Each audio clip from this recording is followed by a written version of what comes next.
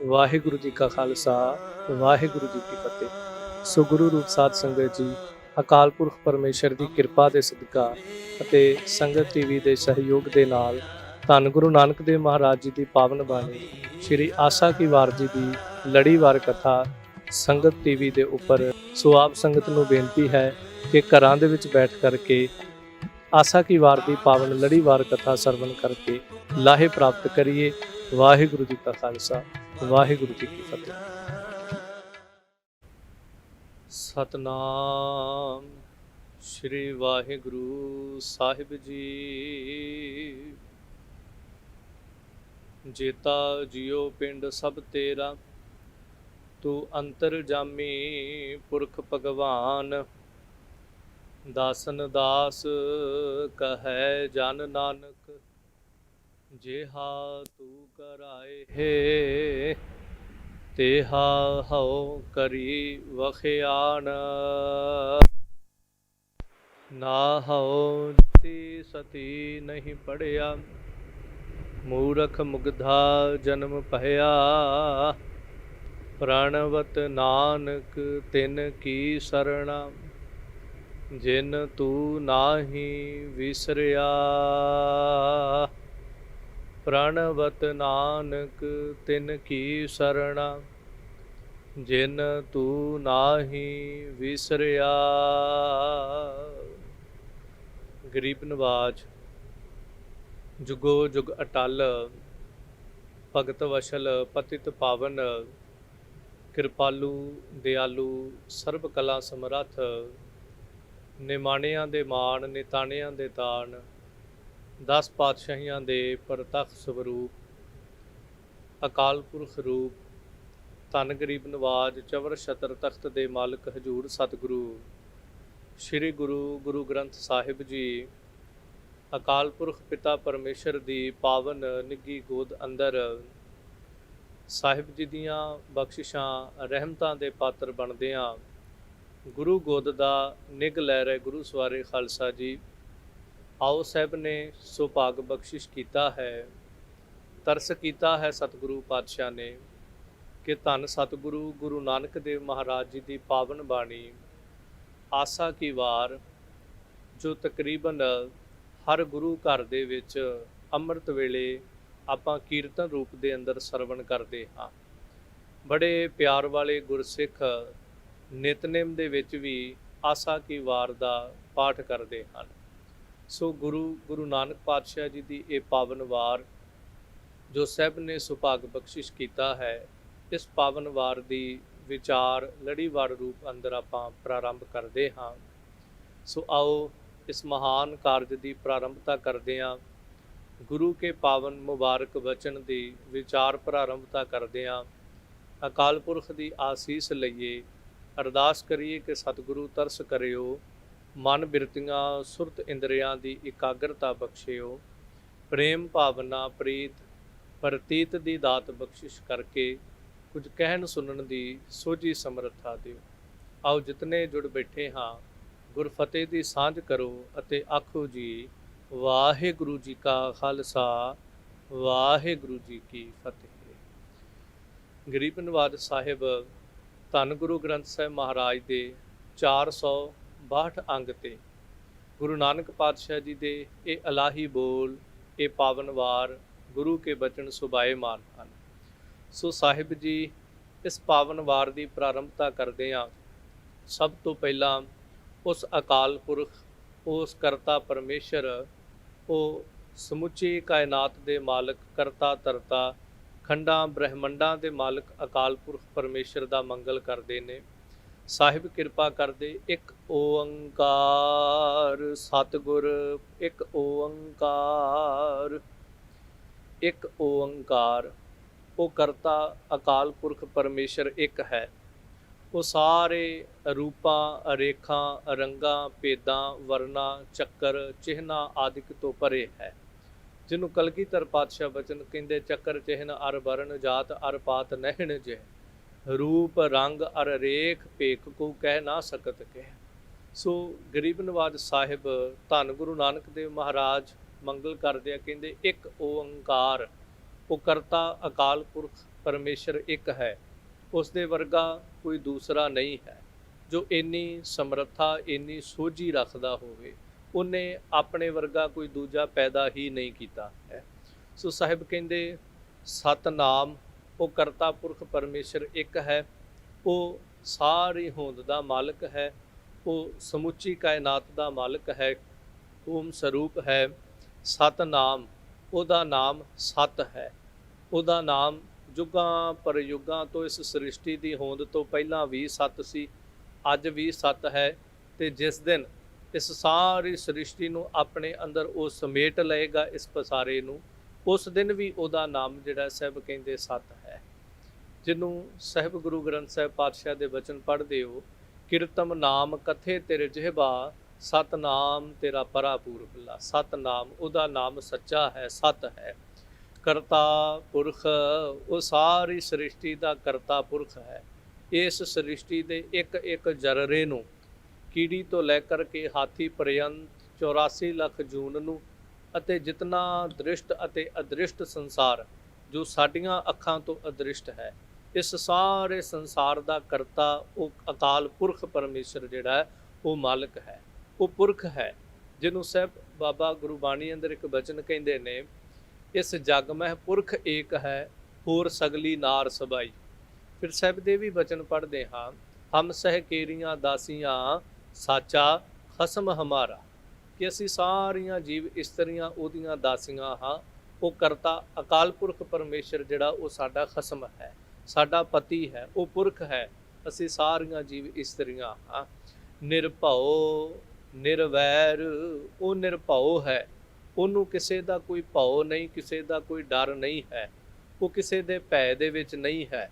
ਆਪਾਂ ਜਿਤਨੇ ਜਗਤ ਦੇ ਜੀਵ ਹਾਂ, ਕਿਸੇ ਨਾ ਕਿਸੇ ਭੈ ਦੇ ਅੰਦਰ, ਡਰ ਦੇ ਅੰਦਰ, ਭਉ ਦੇ ਅੰਦਰ ਅਸੀਂ ਜਿਉਂਦੇ। ਨਿਰਵੈਰ ਉਸ ਦੇ ਅੰਦਰ ਕੋਈ ਵੈਰ ਭਾਵ ਨਹੀਂ ਹੈ। ਜੋ ਉਹਦੇ ਨਾਲ ਜੁੜ ਜਾਂਦਾ ਹੈ ਉਹਦੇ ਅੰਦਰ ਵੀ ਵੈਰ ਭਾਵ ਨਹੀਂ ਰਹਿੰਦਾ। ਪਰ ਇੱਥੇ ਸਾਹਿਬ ਕਹਿੰਦੇ ਨਿਰਵੈਰ ਅਕਾਲ ਪੁਰਖ ਪਰਮੇਸ਼ਰ ਬਿਲਕੁਲ ਵੈਰ ਤੋਂ ਰਹਿਤ ਹੈ। ਉਹ ਸਾਰੇ ਸੰਸਾਰ ਨੂੰ ਪਾਲਦਾ ਹੈ, ਤੇ ਉਹ ਕਦੀ ਇਹ ਨਹੀਂ ਕਹਿੰਦਾ ਤੇਰਾ ਮਜ਼ਹਬ ਕੀ ਹੈ, ਤੂੰ ਆਸਤਕ ਹੈ ਜਾਂ ਤੂੰ ਨਾਸਤਕ ਹੈ। ਉਹ ਕਦੀ ਇਹ ਵੀ ਨਹੀਂ ਪੁੱਛਦਾ ਕਿ ਤੇਰੀ ਜਾਤ ਕੀ ਹੈ, ਤੂੰ ਜਪਦਾ ਹੈ ਕਿ ਨਹੀਂ ਜਪਦਾ, ਤੂੰ ਅਕਿਰਤ ਘਣਤਾ ਨਹੀਂ ਹੈ, ਤੂੰ ਸਾਕਤ ਪੁਰਸ਼ ਤੇ ਨਹੀਂ ਹੈ। ਉਹ ਸਾਰੇ ਜੀਵਾਂ ਨੂੰ ਬੜੇ ਰਹਿਮਤ ਦੇ ਘਰ ਵਿੱਚ ਆ ਕਰਕੇ ਪਾਲਦਾ ਹੈ। ਉਹ ਕਿਸੇ ਦੇ ਨਾਲ ਵੈਰ ਭਾਵ ਨਹੀਂ ਕਰਦਾ। ਅਕਾਲ ਮੂਰਤ ਉਹਦਾ ਸਰੂਪ ਜਿਹੜਾ ਉਹ ਅਕਾਲ, ਕਾਲ ਤੋਂ ਰਹਿਤ ਹੈ। ਭਾਵ ਉਹਦਾ ਸਰੂਪ ਜਿਹੜਾ ਹੈ, ਸਾਹਿਬ ਕਹਿੰਦੇ ਉਹਦੇ ਸਰੂਪ ਦੇ ਅੰਦਰ ਕਾਲ ਦਾ, ਸਮੇਂ ਦਾ ਵੀ ਕੋਈ ਭੈ ਨਹੀਂ, ਉਹ ਸਮੇਂ ਦੀ ਹੱਦ ਤੋਂ ਪਰੇ ਹੈ। ਅਜੂਨੀ ਸਹਿ ਭੰਗ ਉਹ ਅਜੂਨੀ ਹੈ, ਉਹ ਜੂਨਾਂ ਦੇ ਅੰਦਰ ਨਹੀਂ ਆਉਂਦਾ।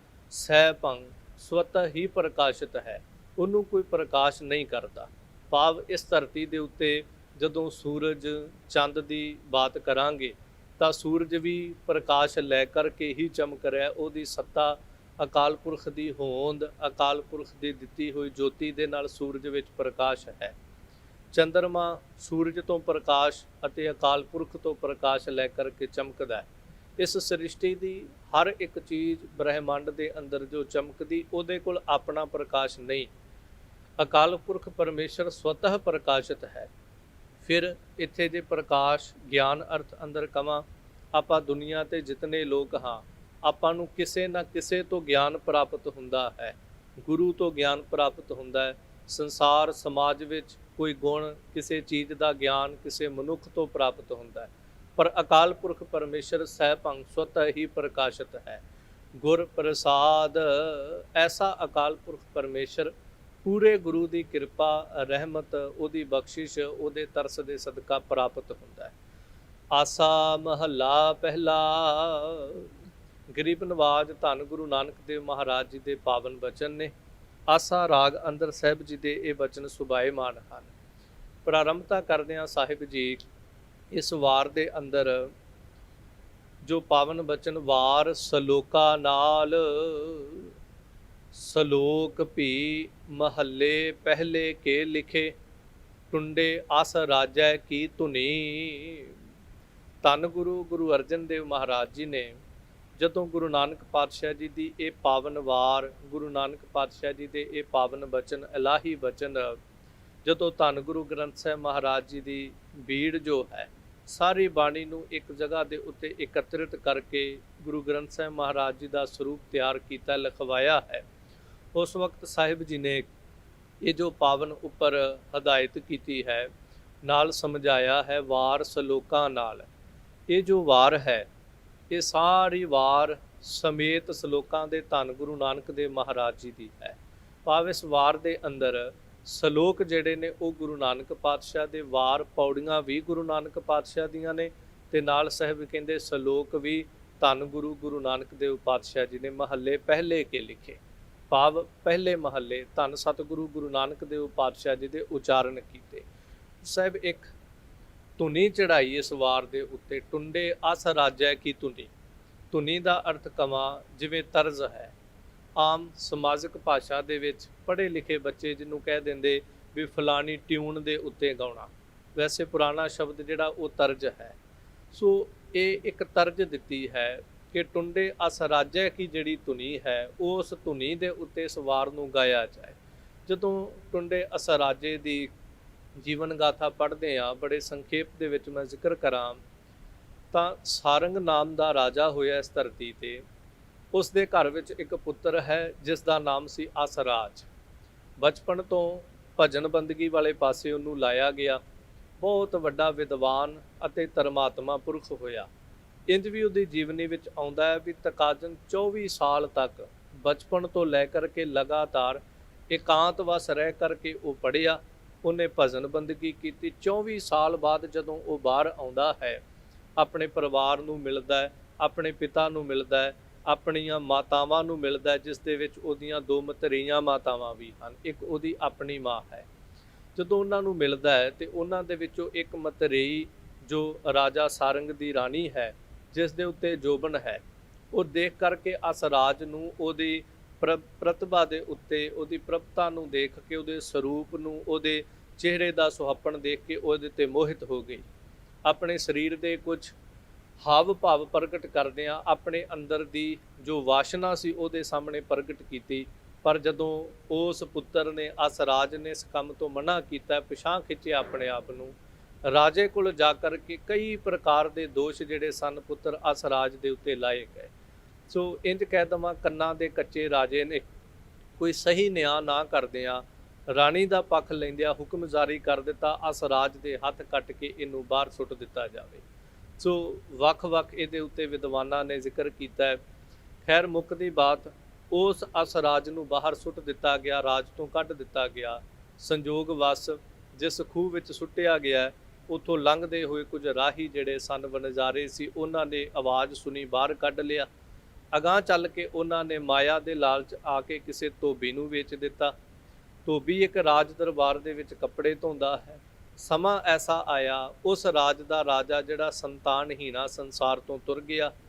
ਫੈਸਲਾ ਕੀਤਾ ਗਿਆ ਜੋ ਸਭ ਤੋਂ ਪਹਿਲਾਂ ਸਵੇਰੇ ਰਾਜ ਇਹ ਜੋ ਹੈ, ਇਹਦੇ ਜਿਹੜੇ ਬਾਹਰਲੇ ਦਰਵਾਜ਼ੇ ਨੇ ਉਹਨਾਂ ਨੂੰ ਖੋਲ੍ਹੇਗਾ, ਉਹਨੂੰ ਰਾਜਾ ਨਿਯੁਕਤ ਕਰ ਦਿੱਤਾ ਜਾਏਗਾ।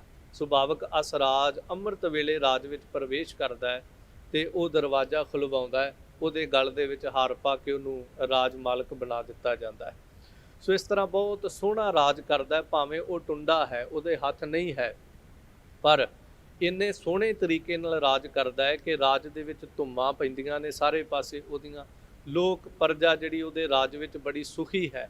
ਉਸ ਤੋਂ ਬਾਅਦ ਸਮਾਂ ਚੱਲਦਾ ਗਿਆ, ਉਹਦਾ ਪਿਤਾ ਸਾਰੰਗ, ਉਹਦੇ ਰਾਜ ਦੇ ਵਿੱਚ ਕਾਲ ਪੈ ਗਿਆ। ਉਹਨੇ ਮਦਦ ਦੇ ਵਾਸਤੇ ਇਸ ਰਾਜ ਦੇ ਵਿੱਚ ਆਪਣੇ ਸਿਪਾਹੀ ਅਹਿਲਕਾਰ ਭੇਜੇ। ਇਹਨੂੰ ਪਤਾ ਲੱਗਾ ਉਸ ਦੇਸ਼ ਵਿੱਚ ਕਾਲ ਪਿਆ ਜਿਸ ਦੇਸ਼ ਦਾ ਰਾਜਾ ਮੇਰਾ ਪਿਤਾ ਹੈ। ਇਹਨੇ ਬੜੇ ਚਾਅ ਦੇ ਨਾਲ ਸਾਰਾ ਕੁਝ ਬਿਨਾਂ ਮੁੱਲ ਲਏ ਤੋਂ ਭੇਜ ਦਿੱਤਾ। ਉਧਰ ਪਿਤਾ ਨੂੰ ਜਦੋਂ ਪਤਾ ਲੱਗਾ ਕਿ ਮੇਰਾ ਪੁੱਤਰ ਜਿਹੜਾ ਇੰਜ ਰਾਜ ਦਾ ਮਾਲਕ ਬਣਿਆ, ਉਹਨੇ ਸੱਦਿਆ, ਪਿਤਾ ਕੋਲ ਜਾਂਦਾ ਹੈ। ਬੇਸ਼ੱਕ ਉਸ ਵਕਤ ਪਿਤਾ ਦੇ 2 ਹੋਰ ਪੁੱਤਰ ਸਨ, ਜਿਨ੍ਹਾਂ ਵਿੱਚ ਖਾਨ ਅਤੇ ਇੱਕ ਸੁਲਤਾਨ ਹੈ। ਉਹਨਾਂ ਜੰਗ ਵੀ ਕੀਤੀ ਇਸ ਅਸਰਾਜ ਦੇ ਨਾਲ ਕਿ ਇਹਨੂੰ ਖਤਮ ਕਰ ਦਿੱਤਾ ਜਾਏ।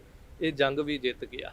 ਸੋ ਪਿਤਾ ਆਪਣੇ ਕੀਤੇ ਤੇ ਸ਼ਰਮਿੰਦਾ ਹੈ ਥੋੜ੍ਹਾ ਜਿਹਾ, ਪਰ ਸ਼ਰਮਿੰਦਗੀ ਦਾ ਜਿਵੇਂ ਕਹਿ ਲਓ ਅਹਿਸਾਸ ਜਦੋਂ ਹੋਇਆ ਗਲਤੀ ਦਾ, ਮਾਫੀ ਰੂਪ ਦੇ ਵਿੱਚ ਉਹਨੇ ਆਪਣਾ ਰਾਜ ਜਿਹੜਾ ਸੀ ਅਸਰਾਜ ਨੂੰ ਦੇ ਦਿੱਤਾ। ਸੋ ਉਹ ਵੀ ਰਾਜ ਮਿਲਿਆ। ਪਹਿਲਾਂ ਵੀ ਇੱਕ ਰਾਜ ਕਰਦਾ, ਦੂਰ ਦੂਰ ਤੱਕ ਇਹਦਾ ਰਾਜ ਜਿਹੜਾ ਉਹ ਫੈਲਿਆ ਪਸਰਿਆ। ਇਹਨਾਂ ਧਰਮਾਤਮਾ ਤੇ ਸੂਰਵੀਰ ਰਾਜਾ ਸੀ। ਇਸ ਕਰਕੇ ਢਾਡੀਆਂ ਨੇ ਇਹਦੀਆਂ ਵਾਰਾਂ ਗਾਈਆਂ। ਧੰਨ ਗੁਰੂ ਅਰਜਨ ਦੇਵ ਮਹਾਰਾਜ ਤਾਂ ਹਦਾਇਤ ਕਰਦੇ ਟੁੰਡੇ ਅਸ ਰਾਜੈ ਕੀ ਧੁਨੀ, ਭਾਵ ਉਸ ਰਾਜੇ ਦੀ ਜੋ ਵਾਰ ਹੈ ਉਸ ਦੀ ਧੁਨੀ ਦੇ ਉੱਤੇ ਇਸ ਪਾਵਨ ਵਾਰ ਨੂੰ ਗਾਇਆ ਜਾਏ। ਪ੍ਰਾਰੰਭਤਾ ਕਰਦੇ ਹਾਂ ਧੰਨ ਗੁਰੂ ਨਾਨਕ ਦੇਵ ਮਹਾਰਾਜ ਦੇ ਪਾਵਨ ਵਚਨ। ਸ਼ਲੋਕ ਮਹੱਲਾ ਪਹਿਲਾ।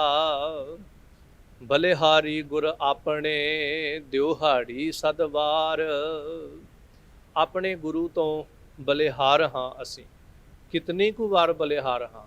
ਤਾਂ ਸਭ ਕਹਿੰਦੇ ਦਿਉਹਾੜੀ, ਦਿਨ ਦੇ ਵਿੱਚ 7 ਵਾਰ, ਭਾਵ 100 ਵਾਰ ਅਸੀਂ ਆਪਣੇ ਗੁਰੂ ਤੋਂ ਕੁਰਬਾਨ ਹਾਂ। ਇਹ 100 ਵਾਰ ਦਾ ਭਾਵ ਇਹ ਕਹਿ ਸਕਦੇ ਸਦਾ ਸਦਕੇ ਹਾਂ ਗੁਰੂ ਤੋਂ। ਹਉ ਵਾਰੀ ਵੰਜਾਂ ਖੰਨੀਆਂ ਵੰਜਾਂ ਤਉ ਸਾਹਿਬ ਕਹਿ ਨਾਵੈ। ਸੋ ਸਾਹਿਬ ਕਹਿੰਦੇ 7 ਵਾਰ 100 ਵਾਰ ਮੈਂ ਆਪਣੇ ਗੁਰੂ ਤੋਂ ਕੁਰਬਾਨ ਤੇ ਬਲਿਹਾਰ ਹਾਂ। ਭਾਵ ਕਈ ਦਫਾ ਆਪਾਂ ਐਸਾ ਸੋਚ ਲੈਨੇ ਅਸੀਂ ਗੁਰੂ ਨੂੰ ਇੱਕ ਵਾਰ ਨਮਸਕਾਰ ਕਰ ਦਿੱਤੀ ਹੈ, ਹੁਣ ਵਾਰ-ਵਾਰ ਥੋੜੀ ਨਮਸਕਾਰ ਕਰਾਂਗੇ। ਕਈ ਦਫਾ ਲੋਕ ਇਹ ਵੀ ਦਲੀਲ ਦਿੰਦੇ ਜੀ ਜਦੋਂ ਆਪਾਂ ਕਿਸੇ ਨੂੰ ਮਿਲਦੇ ਹਾਂ ਆਪਾਂ ਇੱਕ ਵਾਰ ਮਿਲ ਕੇ ਫਿਰ ਵਾਰ-ਵਾਰ ਉਹਨੂੰ ਮਿਲੀ ਥੋੜੀ ਜਾਂਦੇ ਆ। ਉਹ ਸੰਸਾਰੀ ਪੁਰਖ ਹੈ, ਇਹ ਸਾਡਾ ਅਕਾਲ ਪੁਰਖ ਪਰਮੇਸ਼ਰ ਹੈ। ਜਿਤਨੀ ਵਾਰ ਵੀ ਨਤਮਸਤਕ ਹੋਵਾਂਗੇ, ਆ ਕੇ ਨਤਮਸਤਕ ਹੋਣਾ, ਪਰਿਕਰਮਾ ਕਰਦਿਆਂ ਗੁਰੂ ਸਾਹਿਬ ਨੂੰ ਵਾਰ-ਵਾਰ ਨਤਮਸਤਕ ਹੋਣਾ, ਫਤਿਹ ਬੁਲਾਉਣੀ, ਇਹਦੇ ਵਿੱਚ ਸਾਡਾ ਭਲਾ ਹੈ।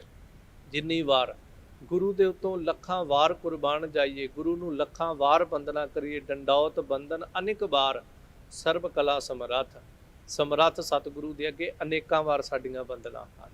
ਸਿੱਧ ਸਾਹਿਬ ਕਹਿੰਦੇ ਦਿਉਹਾੜੀ ਸਦਵਾਰ, ਦਿਨ ਦੇ ਵਿੱਚ 100 ਵਾਰ ਮੈਂ ਆਪਣੇ ਮਾਲਕ ਤੋਂ ਬਲਿਹਾਰ ਕੁਰਬਾਨ ਜਾਂਦਾ। ਪੁੱਛਿਆ ਕਿਉਂ? ਤਾਂ ਸਾਹਿਬ ਕਹਿੰਦੇ ਜਿਨ ਮਾਨਸ ਤੇ ਦੇਵਤੇ ਕੀਏ ਕਰਤ ਨਾ ਲਾਗੀ ਵਾਰ। ਜਿਸ ਅਕਾਲ ਪੁਰਖ ਪਰਮੇਸ਼ਰ ਨੇ ਮਨੁੱਖਾਂ ਤੋਂ ਦੇਵਤੇ ਕਰ ਦਿੱਤੇ ਤੇ ਇਸ ਕੰਮ ਨੂੰ ਕਰਦਿਆਂ ਕਰਤ ਨਾ ਲਾਗੀ ਵਾਰ, ਉਹਨੂੰ ਕੋਈ ਸਮਾਂ ਨਹੀਂ ਲੱਗਾ। ਕੈਸੇ ਦੇਵਤੇ ਕੀਤੇ? ਉਹ ਦੇਵਤੇ ਨਹੀਂ ਜਿਨ੍ਹਾਂ ਦੇਵਤਿਆਂ ਦੀਆਂ ਕਦੀ ਹਿੰਦੂ ਧਰਮ ਦੇ ਵਿੱਚ ਬਾਤਾਂ ਪੈਂਦੀਆਂ ਨੇ, ਜਿਨ੍ਹਾਂ ਦੀਆਂ ਕਦੀ ਘਟਨਾਵਾਂ ਜਿਹੜੀਆਂ ਜੀਵਨ ਦੇ ਚਰਿੱਤਰ ਸੁਣਾਏ ਜਾਂਦੇ ਨੇ। ਇੱਥੇ ਉਹਨਾਂ ਦੇਵਤਿਆਂ ਦੀ ਬਾਤ ਜਿਹੜੇ ਮਨੁੱਖਾਂ ਨੂੰ ਹੀ ਅਕਾਲ ਪੁਰਖ ਪਰਮੇਸ਼ਰ ਨੇ ਐਸੇ ਗੁਣਾਂ ਦੇ ਨਾਲ ਨਿਵਾਜ ਦਿੱਤਾ। ਜਿਸ ਤਰ੍ਹਾਂ ਅਸੀਂ ਕਹਿ ਸਕਦੇ ਹਾਂ ਕਦੀ ਸੱਜਣ ਠੱਗ, ਜੋ ਠੱਗ ਹੈ ਬਹੁਤ ਮਾੜਾ ਜੀਵਨ ਜਿਉਂਦਾ ਹੈ, ਦੁਨੀਆ ਨੂੰ ਲੁੱਟ ਖਾਣ ਵਾਲਾ ਜੀਵਨ ਜਿਉਂਦਾ ਹੈ, ਪਰ ਅਕਾਲ ਪੁਰਖ ਨੇ ਕਿਰਪਾ ਕੀਤੀ, ਉਹਦੇ ਵਿੱਚ ਦੇਵਤਿਆਂ ਵਾਲੇ ਗੁਣ ਆ ਗਏ। ਪਹਿਲਾਂ ਧਰਮਸ਼ਾਲਾ ਵਿੱਚ ਆਉਂਦਿਆਂ ਨੂੰ ਲੁੱਟਦਾ, ਹੁਣ ਧਰਮਸ਼ਾਲਾ ਵਿੱਚ ਆਇਆਂ ਹੋਇਆਂ ਦੀ ਹੱਥੀਂ ਸੇਵਾ ਕਰਦਾ ਪਿਆ। ਇੰਜ ਕਹਿ ਦਈਏ ਕੌਡੇ ਵਰਗੇ ਰਾਖਸ਼ ਜਿਹੜੇ ਨੇ ਉਹ ਰਾਖਸ਼ਾਂ ਤੋਂ ਦੇਵਤੇ ਕਰ ਦਿੱਤੇ ਨੇ, ਕਿਉਂਕਿ ਮੇਰੇ ਮਾਲਕ ਅੰਦਰ ਇੰਨੀ ਸਮਰੱਥਾ ਹੈ। ਖਿਨ ਮਹਿ ਰਾਓ ਰੰਕ ਕਉ ਕਰਈ, ਰਾਓ ਰੰਕ ਕਰ ਡਾਰੈ, ਰੀਤੇ ਭਰੇ ਭਰੇ ਸਖਨਾਵੈ, ਇਹ ਤਾਂ ਕੋ ਵਿਵਹਾਰ ਹੈ। ਉਹਦੇ ਅੰਦਰ ਇੰਨੀ ਸਮਰੱਥਾ ਹੈ, ਇੱਥੇ ਕੋਈ ਸ਼ੱਕ ਨਹੀਂ ਹੈ। ਤਾਂ ਸਾਹਿਬ ਕਹਿੰਦੇ ਕਰਤ ਨਾ ਲਾਗੀ ਵਾਰ। ਆਪਾਂ ਛੋਟਾ ਜਿਹਾ ਕੰਮ ਕਰਨਾ ਹੁੰਦਾ ਹੈ ਨਾ ਜ਼ਿੰਦਗੀ 'ਚ, ਕਿੰਨਾ ਸਮਾਂ ਲੱਗ ਜਾਂਦਾ। ਕੋਈ ਵੀ ਕੰਮ ਕਰਨਾ ਹੋਵੇ ਆਪਾਂ ਪਹਿਲਾਂ ਸਾਹਮਣੇ ਵਾਲੇ ਨੂੰ ਇਹ ਕਹਿੰਦੇ ਮੈਨੂੰ ਥੋੜਾ ਜਿਹਾ ਸਮਾਂ ਦਿਓ ਤਾਂ ਜਾ ਕਰਕੇ ਕੰਮ ਹੋਏਗਾ। ਭਾਈ ਇਹਦੇ ਵਿੱਚ ਇੰਨਾ ਸਮਾਂ ਲੱਗੇਗਾ। ਘਰ ਬਣਾਉਣਾ ਮਿਸਤਰੀ ਪਹਿਲਾਂ ਕਹਿ ਦਿੰਦਾ ਜੀ ਇੰਨਾ ਸਮਾਂ ਲੱਗ ਜਾਏਗਾ ਇਹ ਚੀਜ਼ ਬਣਾਉਂਦੇ ਆ। ਆਪਾਂ ਪੁੱਛ ਲੈਂਦੇ ਜੀ ਕਿੰਨਾ ਕੁ ਸਮਾਂ ਲਓਗੇ। ਕੋਈ ਚੀਜ਼ ਕੱਪੜਾ ਵੀ ਸਿਉਣਾ ਦਈਏ ਤਾਂ ਆਪਾਂ ਟੇਲਰ ਨੂੰ, ਦਰਜੀ ਨੂੰ ਪੁੱਛਦੇ ਹਾਂ ਜੀ ਕਿੰਨਾ ਸਮਾਂ ਲਾਏਗਾ। ਕੋਈ ਵੀ ਕੰਮ ਕਰਦੇ ਆ, ਪਰ ਪਰਮੇਸ਼ਰ ਨੇ ਇਤਨਾ ਵੱਡਾ ਇਹ ਕਾਰਜ ਕੀਤਾ, ਕਰਤ ਨਾ ਲਾਗੀ ਵਾਰ, ਕੋਈ ਸਮਾਂ ਨਹੀਂ ਲੱਗਾ ਉਹਨੂੰ। ਮਹੱਲਾ ਦੂਜਾ। ਇਸੇ ਭਾਵ ਅਰਥ ਦੇ ਨਾਲ ਚੱਲਦਿਆਂ ਹੋਇਆਂ ਗੁਰੂ ਅੰਗਦ ਦੇਵ ਮਹਾਰਾਜ ਜੀ ਦੇ ਇਹ ਪਾਵਨ ਬਚਨ ਨੇ। ਭਾਵ ਜੋ ਭਾਵ ਅਰਥ ਗੁਰੂ ਨਾਨਕ ਪਾਤਸ਼ਾਹ ਨੇ ਰੱਖਿਆ ਉਹੀ ਭਾਵ ਅਰਥ ਗੁਰੂ ਅੰਗਦ ਦੇਵ ਮਹਾਰਾਜ ਦੇ ਬਚਨਾਂ ਅੰਦਰ। ਇਸ ਲਈ ਧੰਨ ਗੁਰੂ ਅਰਜਨ ਦੇਵ ਮਹਾਰਾਜ ਨੇ ਸਾਹਿਬ ਗੁਰੂ ਅੰਗਦ ਦੇਵ ਮਹਾਰਾਜ ਦੇ ਬਚਨ ਨਾਲ ਹੀ ਇੱਥੇ ਇਕੱਤਰ ਕਰ ਦਿੱਤੇ ਨੇ। ਸਾਹਿਬ ਗੁਰੂ ਅੰਗਦ ਦੇਵ ਪਾਤਸ਼ਾਹ ਕਹਿ ਰਹੇ ਜੇ 100 ਚੰਦਾ ਉਗਵਹਿ ਸੂਰਜ ਚੜ੍ਹੇ ਹਜ਼ਾਰ। ਇਸ ਧਰਤੀ ਦੇ ਉੱਤੇ ਇੱਕ ਚੰਦ ਚੜ੍ਹਦਾ ਰੋਜ਼ ਆਪਾਂ ਦੇਖਦੇ ਹਾਂ। ਉਸ ਇੱਕ ਚੰਦ ਦੇ ਨਾਲ ਇੰਨਾ ਪ੍ਰਕਾਸ਼ ਹੈ ਇਸ ਧਰਤੀ ਦੇ ਉੱਤੇ। ਇੱਕ ਸੂਰਜ ਚੜ੍ਹਦਾ ਸਿਰਫ, ਉਸ ਇੱਕ ਸੂਰਜ ਦੇ ਨਾਲ ਕਣ ਕਣ ਜਿਹੜਾ ਇਸ ਜ਼ਮੀਨ ਦਾ ਉਹ ਚਮਕ ਉੱਠਦਾ ਹੈ। ਪਰ ਕਮਾਲ ਦੀ ਬਾਤ ਹੈ, ਸੋਚੋ ਜੇ 100 ਚੰਦਰਮਾ ਚੜ੍ਹ ਜਾਣ, 1000 ਸੂਰਜ ਚੜ੍ਹ ਜਾਣ, ਕਿੰਨਾ ਚਾਨਣ ਹੋ ਜਾਏਗਾ। ਪਰ ਸਾਹਿਬ ਕਹਿੰਦੇ ਇਹ ਸਾਰਾ ਕੁਝ ਚੜ੍ਹਨ ਤੋਂ ਬਾਅਦ ਹੁਣ ਜੇ ਕੋਈ ਬੰਦਾ ਇਹ ਸੋਚ ਲਵੇ ਨਾ ਕਿ 100 ਸੂਰਜ ਚੰਦਰਮਾ ਚੜ੍ਹ ਗਿਆ, 1000 ਸੂਰਜ ਚੜ੍ਹ ਗਿਆ, ਇੰਨਾ ਪ੍ਰਕਾਸ਼ ਹੋ ਗਿਆ, ਜੇ ਬਾਹਰ ਇੰਨਾ ਪ੍ਰਕਾਸ਼ ਹੈ ਤੇ ਇਹਦੇ ਨਾਲ ਸ਼ਾਇਦ ਮੇਰੇ ਅੰਦਰ ਵੀ ਪ੍ਰਕਾਸ਼ ਹੋ ਜਾਏਗਾ। ਪਰ ਗੁਰੂ ਅੰਗਦ ਦੇਵ ਪਾਤਸ਼ਾਹ ਕਹਿੰਦੇ ਨਹੀਂ, ਇਹ ਤੇ ਚਾਨਣ ਹੁੰਦਿਆਂ ਗੁਰ ਬਿਨ ਘੋਰ ਅੰਧਾਰ। ਇੰਨਾ ਚਾਨਣ ਹੋਣ ਦੇ ਬਾਅਦ ਵੀ ਸਾਹਿਬ ਕਹਿੰਦੇ ਯਾਦ ਰੱਖੀ, ਬਾਹਰ ਬਹੁਤ ਚਾਨਣ ਹੋ ਸਕਦਾ ਹੈ ਪਰ ਤੇਰੇ ਅੰਦਰ ਅਗਿਆਨਤਾ ਦਾ ਹਨੇਰਾ ਰਹੇਗਾ। ਉਹ ਹਨੇਰਾ ਗੁਰੂ ਤੋਂ ਬਿਨਾ ਨਹੀਂ ਬੁਝੇਗਾ। ਗੁਰ ਬਿਨ ਘੋਰ ਅੰਧਾਰ, ਗੁਰੂ ਤੋਂ ਬਿਨਾ ਸਾਹਿਬ ਕਹਿੰਦੇ ਹਨੇਰਾ ਹੀ ਹਨੇਰਾ। ਜਿਹਨੂੰ ਬਚਨ ਪੜ੍ਹਦੇ ਸਾਹਿਬ ਦੀ ਬਾਣੀ ਅੰਦਰ, ਗੁਰ ਬਿਨ ਘੋਰ ਅੰਧਾਰ, ਗੁਰੂ ਬਿਨ ਸਮਝ ਨਾ ਆਵੈ, ਗੁਰ ਬਿਨ ਸੁਰਤ ਨਾ ਸਿੱਧ, ਗੁਰੂ ਬਿਨ ਮੁਕਤ ਨਾ ਪਾਵੈ। ਗੁਰ ਕਰ ਸੱਚ ਵਿਚਾਰ, ਗੁਰੂ ਕਰ ਰੇ ਮਨ ਮੇਰੇ, ਗੁਰ ਕਰ ਸ਼ਬਦ ਸਪੁੰਨ, ਅਘਨ ਕਟਹਿ ਸਭ ਤੇਰੇ। ਗੁਰ ਨयन ਬयन ਗੁਰ ਗੁਰ ਕਰਹੁ, ਗੁਰੂ ਸਤ ਕਵ ਨਲ ਕਹਿ, ਜਿਨ ਗੁਰੂ ਨਾ ਦੇਖਿਓ ਨਹਿ ਕੀਓ, ਤੇ ਅਕਿਆਚ ਸੰਸਾਰ ਮੈਂ। ਇਸ ਲਈ ਗੁਰੂ ਅੰਗਦ ਦੇਵ ਮਹਾਰਾਜ ਕਹਿੰਦੇ ਗੁਰੂ ਤੋਂ ਬਿਨਾ ਹਨੇਰਾ ਹੀ ਹਨੇਰਾ ਹੈ। ਬਾਹਰਲੇ ਪੱਖ ਵਿੱਚ ਆਪਾਂ ਵੇਖਣੇ ਵੀ ਕਿੰਨੀ ਰੋਸ਼ਨੀ, ਕਿੰਨਾ ਪ੍ਰਕਾਸ਼, ਕਿੰਨਾ ਚਾਨਣ ਹੈ, ਪਰ ਇਸ ਚਾਨਣ ਦੇ ਵਿੱਚ ਚੱਲਣ ਵਾਲੇ ਜਿਤਨੇ ਨੇ ਉਹਨਾਂ ਦੇ ਅੰਦਰ ਨੂੰ ਫਰੋਲੀਏ ਤੇ ਅੰਦਰ ਹਨੇਰੇ ਬਿਨਾ ਭਰਿਆ। ਬਾਹਰ ਦੇ ਹਨੇਰੇ ਨੂੰ ਸੂਰਜ ਤੇ ਚੰਦ ਨੇ ਮਕਾਉਣਾ, ਅੰਦਰਲੇ ਹਨੇਰੇ ਨੂੰ ਪੂਰੇ ਗੁਰੂ ਨੇ ਮਕਾਉਣਾ। ਇਸ ਲਈ ਸਾਹਿਬ ਕਹਿੰਦੇ ਗੁਰੂ ਤੋਂ ਬਿਨਾ ਹਨੇਰਾ ਹੈ। ਮਹੱਲਾ ਪਹਿਲਾ, ਨਾਨਕ ਗੁਰੂ ਨਾ ਚੇਤਨੀ, ਮਨ ਆਪਣਾ ਸੁਚੇਤ। ਸਾਹਿਬ ਕਹਿੰਦੇ ਆਪਣੇ ਮਨ ਦੇ ਵਿੱਚ ਜਿਹੜੇ ਸੁਚੇਤ ਹੋਏ ਫਿਰਦੇ ਨੇ, ਬੜੇ ਚਤੁਰ ਨੇ। ਭਾਵ ਜਿਹੜੇ ਆਪਣੇ ਮਨ ਦੇ ਵਿੱਚ ਕਈ ਦਫਾ ਸਾਡੇ ਵਰਗੇ ਅਗਿਆਨੀ ਇਹ ਸਮਝ ਲੈਂਦੇ ਵੀ ਮੈਂ ਬੜਾ ਕੁਝ ਪੜ੍ਹ ਲਿਆ, ਬੜਾ ਚਤਰ ਚਲਾਕ ਹੋ ਗਿਆ, ਸ਼ਾਇਦ ਇਹਨਾਂ ਚਤੁਰਾਈਆਂ ਨਾਲ ਜੇ ਅਸੀਂ ਦੁਨੀਆ ਨੂੰ ਇੰਜ ਕਰ ਲਿਆ ਤੇ ਸ਼ਾਇਦ ਪਰਮਾਤਮਾ ਨੂੰ ਵੀ ਆਪਣੇ ਵੱਸ ਕਰ ਲਵਾਂਗੇ। ਪਰ ਜਦੋਂ ਗੁਰੂ ਕਾ ਸਿੱਖ ਰੋਜ਼ਾਨਾ ਇਹ ਬਚਨ ਪੜ੍ਹਦਾ, ਇਹ ਮਨ ਚੰਚਲਾ ਚਤੁਰਾਈ ਕਿਨੈ ਨਾ ਪਾਇਆ। ਫਿਰ ਜਦੋਂ ਇਹ ਵੀ ਬਚਨ ਪੜ੍ਹਦੇ ਹੋ, ਚਤੁਰਾਈ ਨਾ ਚਤੁਰ ਪੁਜ ਪਾਈਐ, ਫਿਰ ਅਸੀਂ ਕਿੱਥੋਂ ਕਹਿ ਦਈਏ ਕਿ ਆਪਾਂ ਚਤੁਰਾਈਆਂ ਨਾਲ ਉਹਨੂੰ ਪਾ ਲਵਾਂਗੇ। ਇਸ ਲਈ ਸਾਹਿਬ ਕਹਿੰਦੇ ਆਪਣੇ ਮਨ ਦੇ ਵਿੱਚ ਸੁਚੇਤ ਹੋ ਕਰਕੇ ਕੁਝ ਐਸੇ ਲੋਕ ਨੇ ਜਿਹੜੇ ਨਾਨਕ ਗੁਰੂ ਨਾ ਚੇਤਨੀ, ਜਿਹੜੇ ਗੁਰੂ ਨੂੰ ਚੇਤਾ ਹੀ ਨਹੀਂ ਕਰਦੇ, ਭਾਵ ਗੁਰੂ ਨਾਲ ਜੁੜਦੇ ਨਹੀਂ ਹਨ, ਸਿਰਫ ਆਪਣੀਆਂ ਚਤੁਰਾਈਆਂ ਦੇ ਬਲ ਤੇ ਸਾਰਾ ਕੁਝ ਕਰਨਾ ਚਾਹੁੰਦੇ ਨੇ। ਸਾਹਿਬ ਕਹਿੰਦੇ ਉਹਨਾਂ ਦਾ ਜੀਵਨ ਜਿਹੜਾ ਉਹ ਪਤਾ ਕੈਸਾ ਹੈ, ਛੁੱਟੇ ਤਿਲ ਬੁਆੜ ਜਿਉ ਸੁਈਏ ਅੰਦਰ ਖੇਤ। ਉਹਨਾਂ ਦਾ ਜੀਵਨ ਕੁਝ ਇਸ ਤਰ੍ਹਾਂ ਦਾ ਹੈ ਜਿਵੇਂ ਇੱਕ ਕਿਸਾਨ ਤਿਲਾਂ ਦੀ ਖੇਤੀ ਕਰਦਾ, ਉਹਦੇ ਵਿੱਚ ਸਾਰੇ ਬੂਟੇ ਜਿਹੜੇ ਬਰਾਬਰ ਨੇ, ਪਰ ਕੁਝ ਕੁ ਬੂਟੇ ਜਿਹੜੇ ਨੇ ਉਹ ਉਹਨਾਂ ਦਾ ਦੂਜਿਆਂ ਦੇ ਨਾਲੋਂ ਪਹਿਚਾਣ ਜਿਹੜੀ ਕਿਸਾਨ ਵੱਖਰੀ ਕਰ ਲੈਂਦਾ ਹੈ। ਇਸ ਕਰਕੇ ਉਹ ਕੀ ਕਰਦਾ, ਜਦੋਂ ਫਸਲ ਵੱਢਣ ਤੇ ਆਉਂਦਾ ਹੈ ਨਾ, ਸਾਰੀ ਫਸਲ ਨੂੰ ਵੱਢ ਲੈਂਦਾ। ਜ਼ਿੰਦਗੀ ਤੁਸੀਂ ਵੇਖਿਆ ਹੋਏਗਾ, ਤਿਲਾਂ ਦੀ ਖੇਤੀ ਜਦੋਂ ਵੱਢਦੇ ਨੇ ਤਾਂ ਕੁਝ ਬੂਟੇ ਜਿਹੜੇ ਕਿਸਾਨ ਛੱਡ ਦਿੰਦਾ, ਉਹਨਾਂ ਨੂੰ ਵੱਢਦਾ ਨਹੀਂ। ਕਿਸਾਨ ਨੂੰ ਉਹਨਾਂ ਦੀ ਪਹਿਚਾਣ ਹੈ ਤੇ ਨਾ ਵੱਢਣ ਦਾ ਵੀ ਉਹਨਾਂ ਦੇ ਮਗਰ ਇੱਕ ਕਾਰਨ ਹੈ। ਪਰ ਸਾਹਿਬ ਕਹਿੰਦੇ ਜਿਵੇਂ ਉਹ ਬੂਆੜ, ਭਾਵ ਉਹ ਜਿਹੜੇ ਖਾਲੀ ਤਿਲਾਂ ਤੋਂ ਜਿਹੜੇ ਉਹ ਸਖਣੇ ਬੂਟੇ ਨੇ, ਉਹ ਜਿਵੇਂ ਉਸ ਖੇਤ ਦੇ ਅੰਦਰ ਸੁੰਨੇ ਅੰਦਰ ਖੇਤ, ਉਸ ਖੇਤ ਦੇ ਅੰਦਰ ਸੁੰਨੇ ਰਹਿ ਜਾਂਦੇ ਨੇ, ਖਾਲੀ ਰਹਿ ਜਾਂਦੇ ਨੇ, ਬਾਕੀ ਸਾਰਿਆਂ ਨੂੰ ਵੱਢ ਕੇ ਲੈ ਗਿਆ ਉਹ, ਪਰ ਉਹ ਸਾਰੇ ਜਿਹੜੇ ਸਨ ਉਹ ਖਾਲੀ ਰਹਿ ਗਏ। ਉਹਨਾਂ ਨੂੰ ਉਹਨੇ ਵੱਢਿਆ ਨਹੀਂ, ਉਹਨਾਂ ਨੂੰ ਪੁੱਛਿਆ ਨਹੀਂ, ਕਿਉਂ? ਕਿਉਂਕਿ ਇੱਕ ਅੰਦਰੋਂ ਖਾਲੀ ਹਨ। ਤੇ ਸਾਹਿਬ ਕਹਿੰਦੇ ਖੇਤਾ ਅੰਦਰ ਛੁੱਟਿਆ ਕਹੋ ਨਾਨਕ ਸੌ ਨਾਹਾ। ਤੇ ਉਹ ਜਿਹੜੇ ਖੇਤ ਦੇ ਅੰਦਰ ਛੱਡ ਦਿੱਤੇ ਨਾ, ਉਹਨਾਂ ਦਾ ਸੌ ਨਾਹ, ਉਹਨਾਂ ਦਾ ਕੋਈ ਨਾਹ, ਭਾਵ ਸੌ ਖਸਮ ਨਾਹ ਨਹੀਂ। ਸਾਹਿਬ ਕਹਿੰਦੇ ਉਹਨਾਂ ਦਾ ਕੋਈ ਖਸਮ ਨਹੀਂ ਹੈ। ਹੁਣ ਉਹ ਸਖਣੇ ਛੱਡ ਦਿੱਤੇ ਉਹਨਾਂ ਨੇ, ਕੋਈ ਪੁੱਟ ਕੇ ਲੈ ਜਾਏ, ਕੋਈ ਪਸ਼ੂ ਖਾ ਜਾਵੇ, ਗਲ ਜਾਣ, ਧੁੱਪ ਵਿੱਚ ਸੜ ਜਾਣ, ਮੀਂਹ ਵਿੱਚ ਗਲ ਜਾਣ, ਕੀ ਉਹਨਾਂ ਨਾਲ ਹੋਵੇ, ਉਸ ਕਿਸਾਨ ਨੂੰ ਉਹਦੇ ਨਾਲ ਕੋਈ ਫਰਕ ਨਹੀਂ ਪੈਂਦਾ। ਬਾਕੀ ਸਾਰੀ ਫਸਲ ਉਹ ਖਸਮ ਵਾਲੀ ਹੈ, ਉਹਨੂੰ ਬੜੇ ਪਿਆਰ ਨਾਲ ਘਰੇ ਲੱਗਿਆ, ਸਾਂਭਿਆ, ਮੀਂਹ ਹਨੇਰੀ ਤੋਂ ਉਹਨੂੰ ਬਚਾਇਆ। ਪਰ ਜਿਹਨੂੰ ਖੇਤ ਵਿੱਚ ਛੱਡ ਆਇਆ ਉਹ ਬਿਨਾਂ ਖਸਮ ਤੋਂ ਹੀ ਹੈ, ਉਹਨੂੰ ਹੁਣ ਕੋਈ ਸਾਂਭਣ ਵਾਲਾ ਨਹੀਂ ਹੈ। ਇਸ ਤਰ੍ਹਾਂ ਸਾਹਿਬ ਇਹ ਪਾਵਨ ਉਦਾਹਰਣ ਦੇ ਕਰਕੇ ਕਹਿੰਦੇ ਫਿਰ ਇੱਕ ਹੋਰ ਧਿਆਨ ਰੱਖੀ, ਪਾਣੀ ਉਹਨਾਂ ਨੂੰ ਵੀ ਉਹੀ ਮਿਲਿਆ ਜੋ ਬਾਕੀਆਂ ਨੂੰ ਮਿਲਿਆ। ਇਹ ਨਹੀਂ ਵੀ ਉਹਨਾਂ ਨੂੰ ਮਾੜਾ ਪਾਣੀ ਪਾਇਆ ਗਿਆ ਉਹ ਤਾਂ ਨਹੀਂ ਫਲੇ, ਸਾਰਾ ਕੁਝ ਬਰਾਬਰ, ਮਿੱਟੀ ਵੀ ਉਹੀ ਸੀ ਉਹਨਾਂ ਦੇ ਕੋਲ, ਪਾਣੀ ਵੀ ਉਹੀ ਸੀ, ਉਸ ਖੇਤ ਦਾ ਮਾਲਕ ਜਿਹੜਾ ਸੀ, ਉਸ ਜ਼ਮੀਨ ਦਾ ਮਾਲਕ ਵੀ ਉਹੀ, ਇੱਕ ਹੀ ਸਰੀਰ ਸੀਗਾ। ਪਰ ਫਲੀਏ ਫੁੱਲੀਏ, ਫਲੇ ਵੀ ਬਹੁਤ ਸੋਹਣੇ ਨੇ, ਫੁੱਲੇ, ਫੁੱਲ ਵੀ ਲੱਗੇ, ਬਹੁਤ ਸੋਹਣਾ ਉਹਨਾਂ ਦਾ ਆਕਾਰ ਵੀ ਬਣਿਆ। ਇਹ ਨਹੀਂ ਕਿ ਉਹ ਉੱਗੇ ਹੀ ਨਹੀਂ, ਦੂਜੇ ਬੂਟਿਆਂ ਨਾਲੋਂ ਕਿਤੇ ਗਿੱਠ ਕੱਦ ਵੀ ਉਹਨਾਂ ਦਾ ਉੱਚਾ ਹੀ ਸੀਗਾ। ਫਲੀਏ ਫੁੱਲੀਏ ਬਪੁੜੇ। ਪਰ ਸਾਹਿਬ ਕਹਿੰਦੇ ਵਿਚਾਰੇ ਸਾਰਾ ਕੁਝ ਕੀਤਾ, ਪਰ ਹੋਇਆ ਕੀ? ਭੀ ਤਨ ਵਿੱਚ ਸੁਆ, ਸਰੀਰ ਦੇ ਵਿੱਚ ਸੁਆ ਸੀਗੀ। ਉਹਨਾਂ ਫਲੀਆਂ ਉਹਨਾਂ ਡੋਡੀਆਂ ਦੇ ਵਿੱਚ ਜਿਵੇਂ ਕਹਿ ਦਈਏ ਤਿਲ ਨਾ ਬਣ ਸਕੇ, ਸਿਰਫ ਅੰਦਰ ਸੁਆ ਰਹਿ ਗਈ। ਕਿਰਸਾਨ ਨੇ ਪਛਾਣ ਕਰ ਲਈ ਤੇ ਉਹ ਛੱਡ ਕੇ ਚਲਾ ਗਿਆ। ਇਸੇ ਭਾਵ ਅਰਥ ਅੰਦਰ ਸਾਹਿਬ ਸਾਨੂੰ ਸਮਝਾਉਂਦੇ ਨੇ, ਇਸ ਧਰਤੀ ਦੇ ਉੱਤੇ ਆਪਾਂ ਜਿਤਨੇ ਵੀ ਮਨੁੱਖ ਹਾਂ, ਸਾਡੇ ਸਾਰਿਆਂ ਦੀ ਸਰੀਰ 5 ਤੱਤਾਂ ਦੇ ਹਨ। ਮੇਰਾ ਵੀ ਸਰੀਰ, ਤੁਹਾਡਾ ਵੀ ਸਰੀਰ 5 ਤੱਤਾਂ ਦੇ ਹੀ ਨੇ। ਸਾਰਾ ਕੁਝ ਸ੍ਰਿਸ਼ਟੀ ਦੇ ਅੰਦਰ ਭੋਜਨ ਸਾਰੇ ਇੱਕ ਹੀ ਛਕਦੇ ਪਏ ਆ, ਇੱਕ ਹੀ ਖਾਂਦੇ ਆ। ਹਾਂ, ਤਰੀਕੇ ਜਾਂ ਹੋਰ ਚੀਜ਼ ਜਿਹੜੀ ਉਹਨੂੰ ਬਣਾਉਣ ਦੀ ਵਿਧੀ ਪ੍ਰਵਿਧੀ ਜਿਹੜੀ ਉਹ ਵੱਖਰੀ ਹੋ ਸਕਦੀ, ਪਰ ਭੋਜਨ ਤੇ ਸ੍ਰਿਸ਼ਟੀ 'ਚ ਇੱਕ ਹੀ ਹੈ। ਕੋਈ ਇਹ ਤਾਂ ਨਹੀਂ ਕਹਿੰਦਾ ਮੇਰੇ ਲਈ ਉਤੋਂ ਆਸਮਾਨ ਵਿੱਚੋਂ ਵੱਖਰਾ ਡਿੱਗਦਾ ਹੈ। ਸੁੰਜ ਸਾਹਿਬ ਕਹਿੰਦੇ ਸਾਰਾ ਕੁਝ ਇੱਕ ਹੈ, ਪਰ ਕੁਝ ਜੀਵ ਐਸੇ ਨੇ ਜਿਹੜੇ ਸੋਹਣੇ ਵੀ ਬਹੁਤ ਨੇ, ਤਨ ਵੀ ਸੋਹਣੇ ਨੇ, ਚਿਹਰੇ ਵੀ ਸੋਹਣੇ ਨੇ, ਪਰਸਨੈਲਿਟੀ ਵੀ ਬਹੁਤ ਹੈ, ਸਭ ਕੁਝ ਹੈ, ਪਰ ਵੀ ਤਨ ਵਿੱਚ ਸੁਆ, ਅੰਦਰ ਕੇਵਲ ਵਕਾਰਾਂ ਦੀ ਸੁਆਹ ਬਣੀ ਪਈ ਹੈ। ਅੰਦਰ ਕੇਵਲ ਤੇ ਕੇਵਲ ਵਿਸ਼ਿਆਂ ਦੀ ਸੁਆਹ, ਕਾਮ ਆਦਿਕ ਦੀ ਸੁਆਹ, ਇੰਝ ਕਹਿ ਲਓ ਅੰਦਰੋਂ ਸੜ ਕੇ ਭਸਮ ਹੋਏ ਪਏ ਨੇ। ਬਸ ਉਹਨਾਂ ਤਿਲਾਂ ਦੀ ਤਰ੍ਹਾਂ, ਖਾਲੀ ਤਿਲਾਂ ਵਾਲੇ ਉਹ ਬੂਟਿਆਂ ਦੀ ਤਰ੍ਹਾਂ ਜਿਨ੍ਹਾਂ ਨੂੰ ਕਿਰਸਾਨ ਛੱਡ ਕੇ ਚਲਾ ਜਾਂਦਾ। ਉਹਨਾਂ ਦਾ ਜੀਵਨ ਸੰਸਾਰ ਤੇ ਇਸ ਤਰ੍ਹਾਂ ਦਾ ਹੈ।